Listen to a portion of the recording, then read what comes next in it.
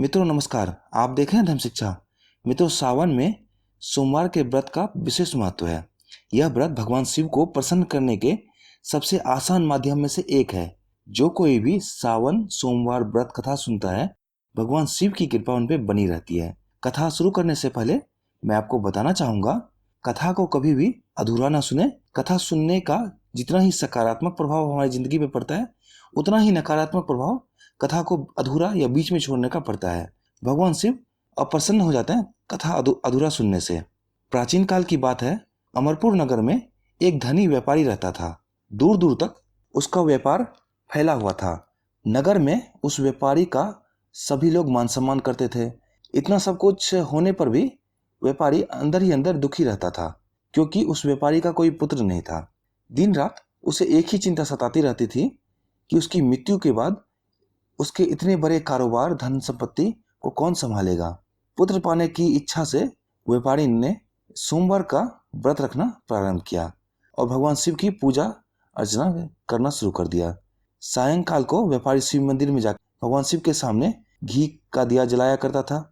उस व्यापारी की भक्ति देखकर एक दिन पार्वती ने भगवान शिव से कहा, हे प्राणनाथ, यह व्यापारी आपका सच्चा भक्त है। कितने दिन से यह सोमवार का व्रत पूजा नियमित रूप से करता आ रहा है। भगवान, आप व्यापारी की मनोकामना अवश्य पूर्ण करें। भगवान शिव ने मुस्कुराते हुए कहा, हे पार्वती, इस संसार में सबको उसके कर्मों का फल मिलता है। प्राणी जैसा कर्म करता है उसको फल वैसा ही मिलता है। इसके बावजूद पार्वती जी नहीं मानी। उन्होंने आग्रह किया, नहीं प्राणनाथ, आपको इस व्यापारी की इच्छा पूर्ण करनी ही पड़ेगी। यह आपका अनन्य भक्त है। प्रति सोमवार आपका विधिवत व्रत रखता है, पूजा अर्चना करता है, आपको भोग लगाकर एक समय भोजन ग्रहण करता है। आपको इसे पुत्र प्राप्ति का वरदान देना ही होगा। पार्वती का इतना आग्रह देखकर भगवान शिव ने कहा, तुम्हारे आग्रह पर मैं इस व्यापारी को पुत्र प्राप्ति का वरदान देता हूँ, लेकिन इसका पुत्र 16 वर्ष से अधिक जीवित नहीं रहेगा।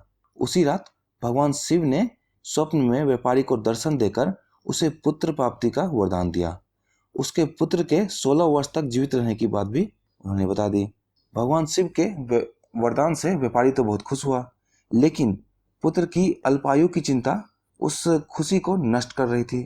व्यापारी पहले की तरह सोमवार का विधिवत व्रत करता रहा।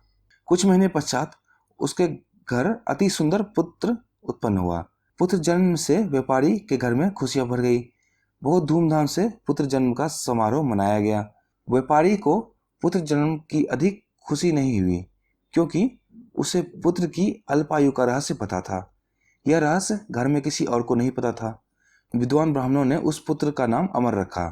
जब अमर 12 वर्ष का हुआ तो शिक्षा के लिए वाराणसी भेजने का निश्चय हुआ। व्यापारी ने अमर के मामा दीपचंद को बुलाया और कहा, अमर को शिक्षा प्राप्त करने के लिए वाराणसी पहुंचा दो। अमर अपने मामा के साथ शिक्षा प्राप्त करने के लिए चल पड़ा। रास्ते में जहां भी अमर और दीपचंद रात्रि में विश्राम करने ठहरते, वहीं यज्ञ करते और ब्राह्मणों को भोजन कराते थे। लंबी यात्रा के बाद अमर और दीपचंद एक नगर पहुंचे। उस नगर के राजा की कन्या के विवाह की खुशी में पूरे नगर को सजाया गया था। निश्चित समय पर बारात आ गई, लेकिन वर का पिता अपने बेटे के एक आंख से काने होने की बात से बहुत चिंतित था।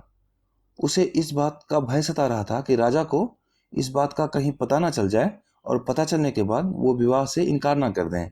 इससे उनकी बदनामी हो जाएगी। वर के पिता ने अमर को देखा। उनके मस्तिष्क में एक विचार आया। उन्होंने सोचा, क्यों ना इस लड़के को दूल्हा बनाकर राजकुमारी से विवाह करवा दूं। विवाह के बाद इसको धन देकर विदा करा दूंगा और राजकुमारी को अपने नगर ले आऊंगा। वर के पिता ने इस संबंध में अमर और दीपचंद से बात की। दीपचंद ने धन मिलने के लालच में वर के पिता की बात स्वीकार कर ली। अमर को दूल्हे का वस्त्र पहनाकर राजकुमारी चंद्रिका से विवाह करा दिया। राजा ने बहुत सारा धन देकर राजकुमारी को विदा किया। अमर जब लौट रहा था तो सच नहीं छिपा सका। उसने राजकुमारी की ओढ़नी पर लिख दिया, राजकुमारी चंद्रिका, तुम्हारा विवाह तो मेरे साथ हुआ था। मैं तो वाराणसी में शिक्षा प्राप्त करने जा रहा हूँ। अब तुम्हें जिस नवयुवक की पत्नी बनना पड़ेगा वह कान्हा है। जब राजकुमारी ने अपनी ओढ़नी पर लिखा हुआ पढ़ा तो उसने काने लड़के के साथ जाने से इनकार कर दिया। राजा ने सब बातें जानकर राजकुमारी को महल में रख लिया। उधर अमर अपने मामा दीपचंद के साथ वाराणसी पहुंच गया। अमर ने गुरुकुल में पढ़ना शुरू कर दिया। जब अमर 16 साल की वर्ष पूरी कर लिया तो उसने एक यज्ञ किया। यज्ञ की समाप्ति पर ब्राह्मणों को भोजन कराया, खूब अन्न वस्त्र दान दिए। रात को अमर अपने शयन कक्ष में सो रहा था। शिव के वरदान के अनुसार शयनावस्था में अमर के प्राण पखेरु उड़ गए। सूर्योदय पर मामा अमर को मृत देखकर फूट फूट कर रोने लगे। आसपास के लोगों को भी एकत्र किया, सभी दुखी हुए। मामा के रोने विलाप करने के स्वर समीप से गुजरने वाले भगवान शिव और माता पार्वती ने भी सुने। पार्वती जी ने भगवान से कहा, हे प्राणनाथ, मुझसे इसके रोने का स्वर सहन नहीं हो रहा, आप इस व्यक्ति का कृपया करके कष्ट दूर करें। भगवान शिव ने पार्वती के साथ अदृश्य रूप में समीप जाकर देखा कि अमर वहां पे सोया हुआ था। पार्वती जी से भगवान शिव ने कहा, हे पार्वती, यह तो उसी व्यापारी का पुत्र है जो 16 वर्ष की आयु का वरदान दिया था, जिसे उसकी आयु तो पूरी हो गई है। पार्वती ने भगवान शिव से निवेदन किया, हे प्राणनाथ, आप इस लड़के को जीवित करें, नहीं तो इसके माता पिता पुत्र की मृत्यु के कारण रोकर प्राण त्याग देंगे। इस लड़के का पिता तो आपका परम भक्त है, वर्षों से सोमवार का व्रत करते हुए भोग लगा रहा है। पार्वती के आग्रह करने पर भगवान शिव ने उस लड़के को जीवित होने का वरदान दिया। कुछ ही पल में अमर जीवित होकर उठकर बैठ गया। शिक्षा प्राप्त करने के बाद अमर मामा के साथ अपने नगर की ओर चल दिया। दोनों चलते हुए उसी नगर में पहुंचे जहां अमर का विवाह हुआ था। उस नगर में भी अमर ने यज्ञ का आयोजन किया। समीप से गुजरते हुए राजा ने यज्ञ का आयोजन देखा। राजा ने अमर को तुरंत पहचान लिया। यज्ञ समाप्त होने पर राजा अमर को और उसके मामा को अपने महल ले आए। कुछ दिन उन्होंने महल में रखकर बहुत सा धन वस्त्र देकर राजकुमारी के साथ विदा किया। रास्ते में सुरक्षा के लिए राजा ने बहुत सारे सैनिक के साथ भेज दिया। दीपचंद ने नगर पहुंचते ही एक दूत को घर भेजकर आगमन की सूचना दे दी। अपने बेटे अमर के जीवित वापस लौटने की सूचना पाकर व्यापारी बहुत प्रसन्न हुआ। व्यापारी ने अपने पत्नी के साथ स्वयं को एक कमरे में बंद कर रखा था। भूखे प्यासे रहकर व्यापारी और उसकी पत्नी प्रतीक्षा कर रहे थे। उन्होंने प्रतिज्ञा कर रखी थी कि यदि उन्हें अपने बेटे के मृत्यु का समाचार मिला तो दोनों अपने प्राण त्याग देंगे। व्यापारी अपनी पत्नी और मित्रों के साथ नगर के द्वार पर पहुंचा। अपने बेटे के विवाह की सूचना पाकर पुत्र वधू राजकुमारी चंद्रिका को देखकर उसके खुशी का ठिकाना नहीं रहा।